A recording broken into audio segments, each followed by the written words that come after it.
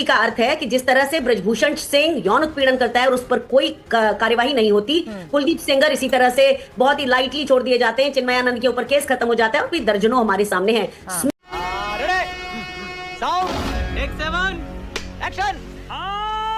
मैं शुरुआत इसी बात पर कर लेती हूँ।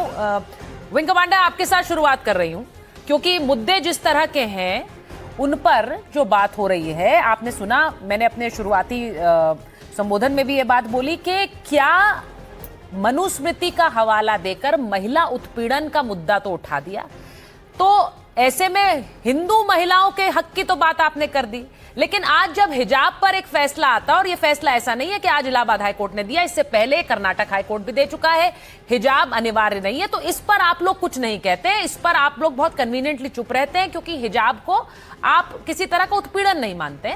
घूंघट और हिंदू महिला उत्पीड़न का शिकार है। ये क्या फेटिश है? आप सभी को नमस्कार।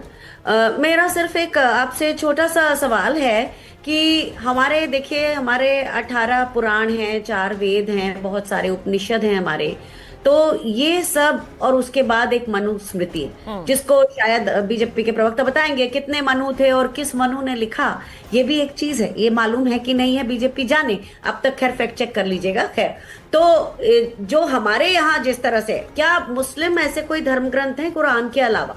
कुरान के अलावा कोई ऐसे बीच वाले ग्रंथ हैं जिसमें लिखकर पेट्रियार्की की बात उसमें लिखी गई हो?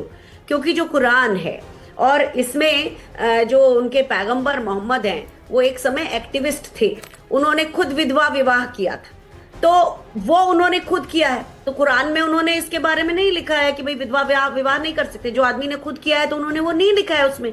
अगर मुझे कोई ग्रंथ बता दें कि जिसको राहुल गांधी जी को उसके ऊपर बात करनी चाहिए, जरूर करेंगे, लेकिन अभी प्यारी समझ गई।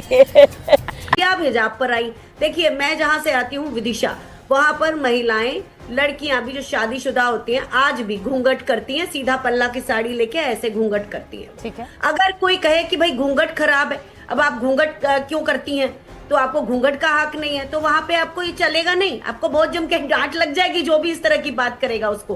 तो हिजाब क्या है? क्या कोई बुर्का कह रहे हैं क्या? नहीं, हिजाब सिर्फ सिर ढका हुआ है, ऐसे हमारे यहाँ घूंघट करते हैं। तो इसमें प्रॉब्लम क्या है? ये हर चीज को हिंदू मुस्लिम की तरफ क्यों लेकर जाना है? और मैं तो कह रही हूँ, बताइए ना, अगर कहीं पर लिखा है तो उसका भी विरोध करेंगे। राहुल गांधी करते आए हैं, वो तो अगर यहाँ नहीं होते कहीं और पैदा होते, उस जगह कोई किसी तरह की कुरीतियां होती, ऐसा व्यक्ति है, उसकी मेटल ऐसी है कि वो वहां उनका विरोध करते।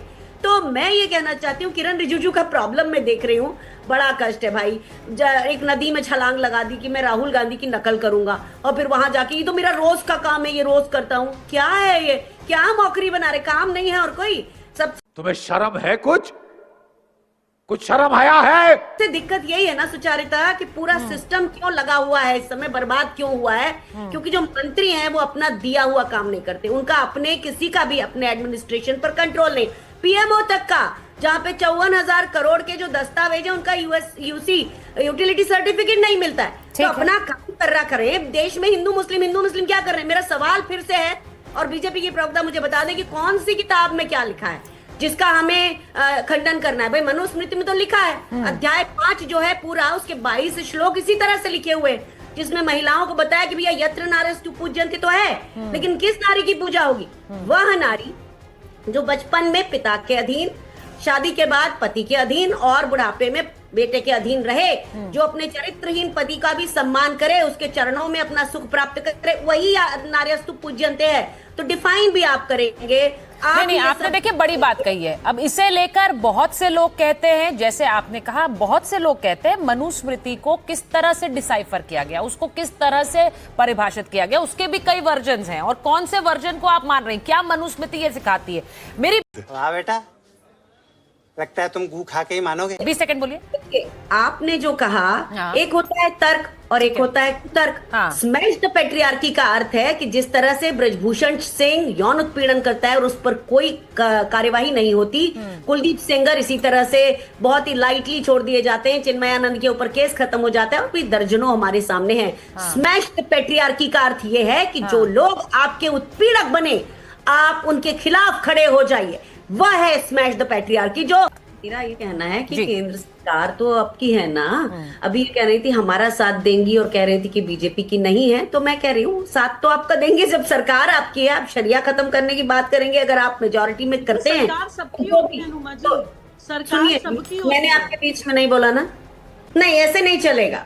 नहीं वो क्वेश्चन ये कर रही है उन्होंने, आपने एक बात बोली, उन्होंने एक इंटरजेक्शन टपकना किया, नहीं है, लेकिन इंटरजेक्शन किया है। अब- हाँ बोलिए, आप बोलिए। अब मैं आपसे ये कह रही हूँ, हाँ। मुझे अच्छा लगता है जब पूरी सरकार के सारे मंत्री हाँ। ये राहुल गांधी जी की पिच पर खेलना शुरू कर देते हैं। मैं याद दिलाना चाहती हूँ, एक तो आज तक बीजेपी में एक भी राष्ट्रीय अध्यक्ष महिला नहीं बनी। दूसरी चीज, प्रधानमंत्री नरेंद्र मोदी को उस महिला से सबसे ज्यादा प्रॉब्लम थी और उन्होंने एक विभाग दिया, लेकिन बिल्कुल पंगु बना के, केवल मेडिकल सर्टिफिकेशन।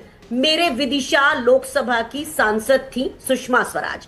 तो हमें दिखता है कि भारतीय जनता पार्टी जो भी ऐसी महिला होती है जो मुखर होती है, जो बोल सकती है, उसे शांत कर सकते हैं। वो लोग सिर्फ जो कठपुतली की तरह टर्र टर्र टर्र करके केवल सरकार की, बीजेपी की लाइन लेते हैं, वो उनको आगे करते हैं। इसीलिए इमोशनल डैम इट। आपकी अगर 70 महिलाएं भी, 80 महिलाएं भी, 100 महिलाएं भी हैं, कहां बोलती हैं वो बलात्कार के खिलाफ? कहां बोलती हैं जब एनसीआरबी का डेटा आता है और ये पता चलता है कि उत्तर प्रदेश में, मध्य प्रदेश में, राजस्थान में हमारी कम से कम सरकार थी तो एक बात थी कि ये कहा गया था उस समय मुख्यमंत्री अशोक गहलोत थे कि अगर महिला थाने में आएगी, बात सही हो या गलत, अगर वो रिपोर्ट लिखाने आएगी तो रिपोर्ट लिखना है। उसके कारण अपराधों की संख्या ज्यादा दिखी थी, लेकिन महिलाओं को न्याय मिला था, उन्हें हक था ठीक है। एफआईआर लिखवाने का।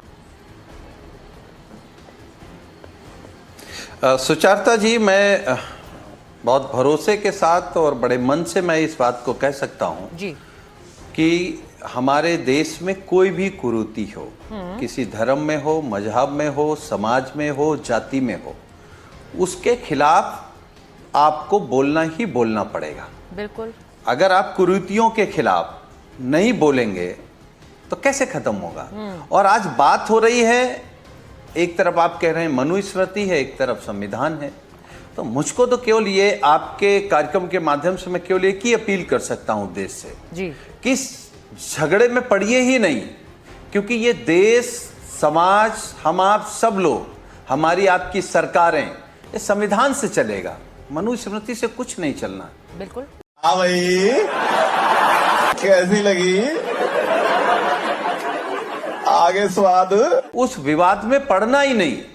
विवाद तो यह है कि क्या आरएसएस और भारतीय जनता पार्टी बाबा साहब के दिए गए संविधान को कहीं कमजोर करना चाहती है? पर सुनील जी, ये क्या किसने कहा कि जो मनुस्मृति से चलेगा सामाजिक, देश? आर्थिक ये तो और कोई कह ही नहीं रहा है। राजनीतिक रूप पर जो पिछड़ गए हैं, उनके हक अधिकार को छीनने की बात हो रही है? हाँ। कि अगर इस देश के पिछड़े, दलित, आदिवासी और खास तौर से महिलाओं को भाजपा और आरएसएस के बारे में जानना हो तो उनको मनुस्मृति पढ़ लेनी चाहिए। ठीक है। लेकिन मैं फिर कहूंगा, इस चक्कर में पढ़ना नहीं है, संविधान पे भरोसा रखना है। संविधान से देश चलेगा। संविधान हमको बोलने की, खाने की, पहनने की, चलने की स्वतंत्रता देता है, और जो संविधान स्वतंत्रता देता है हम उतनी बात मानते हैं। अब मैं आपसे पूछूंगी कि हिजाब पर आपका स्टैंड क्या है सर? जी, बहुत सीधा सवाल है। मुझे लगता है कि सबको आजादी है आजादी कि है। जैसे आपने एक बात कही, कोई चीज थोपी जानी चाहिए, हाँ। तो थोपना उसी को कहते हैं सुचारता जी कि जो मन मर्जी के खिलाफ कही जाए। हम नहीं। You are right bro. देखिए, 12 अध्यायों की लिखी हुई एक मनुस्मृति नाम की किताब है, जिसको 11 बंगाली ब्राह्मणों ने वॉरेन हेस्टिंग को ला के रख दिया और कहा कि भाई ये है न्याय की, इस तरह से हिंदू धर्म में न्याय होता है। अब उसके 5वें अध्याय में ऐसे 22 श्लोक हैं जो ये बताते हैं कि महिलाओं को क्या करना चाहिए। अब आपके साथ देखिए, आपने जिस तरह से कहा आपको पितृसत्ता ही नहीं मालूम।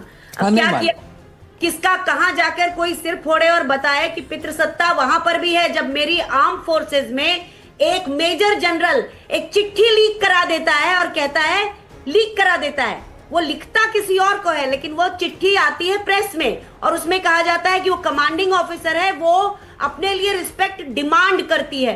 भाई आप देते ही नहीं हो, कमांड करती थी वो, लेकिन आप देते नहीं हो रिस्पेक्ट। तो वो कमांड करती है। वो हर एक पुरुष जो सेना के जवान है, जो उनको सैल्यूट नहीं करते, उनको पकड़ के क्या आनंद जी, आपको समझ आया जो अनुमा जी कह रहे हैं? अब जवाब दे अब जवाब दीजिए, जवाब दीजिए। वो कह रही है उन्होंने आपको बताया मनुस्मृति और आप कुछ भी बोलो, ये नहीं सुनने वाला। जी बोलिए। हुई है आपके चैनल पर, बोलिए। मैं ये कहना चाहती हूँ 2010 में मुझे परमानेंट कमीशन मिला है, तब यूपीए की सरकार थी, और आज भी सभी को across the board permanent commission नहीं मिला है। जितने लोग लड़ते हैं उनको मिलता है। तो कांग्रेस ने तो ये उस समय में जो निर्णय आया था उसमें सबको अक्रॉस द बोर्ड, अरे मुझे मिला है। जो लोग जहाँ के हैं नहीं वो वहां की कहानी सुनाने लगते हैं। जनता माफ नहीं करेगी।